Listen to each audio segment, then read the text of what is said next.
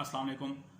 आज मैं बात करूंगा Mohammad Ramzan versus the state. हाल ही में रोनमा होने वाला एक अहम वाक़या और जिसमें मुल्ज़मान को बेल ग्रांट कर दी गई, यानी कि बेल आफ्टर अरेस्ट। इसको हम पहले सेक्शन देखते हैं। FAR में सेक्शन जो थे 302, 148 और 149 पर दफ़ा लगाई गई। अब प्रोसिक्यूशन का काम होता है वो अपने केस को बियॉन्ड शेडो ऑफ डाउट साबित करे, और दूसरी अपोजिट काउंसिल का वो काम है कि वो अपनी ही मुद्दी को, अपने मुल्ज़मान को उनका तहफ़्फ़ुज़ फराहम करे। अब यहाँ पे प्रोसिक्यूशन ने एक लकूना छोड़ दिया अंडर सेक्शन 172 के तहत। उनका काम, जो आयोग का काम है, यानी कि इन्वेस्टिगेशन पुलिस का, वो डायरी लिखता है और डायरी में तमाम मालूमात जो भी अक्यूज़, जो भी वाक़या रोनमा हुआ है, उसने लिखना होता है।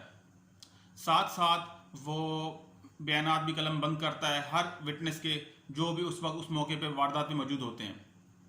जबकि इस केस में ऐसा नहीं किया गया।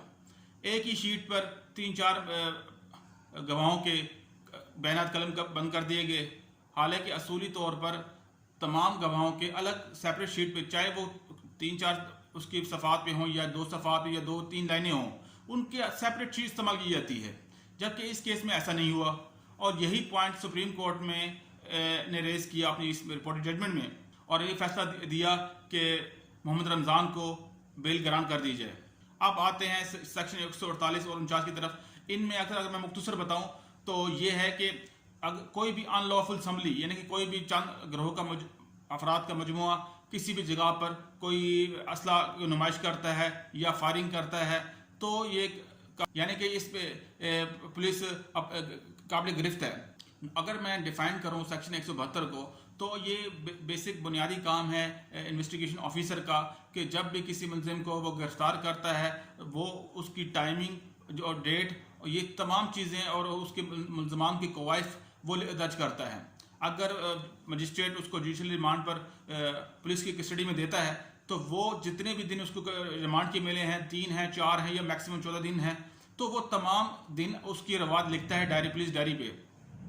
पुलिस डायरी को किसी भी कोई दूसरी फरीक पार्टी वगैरह तलब नहीं कर सकती, मां सवाए कोर्ट के।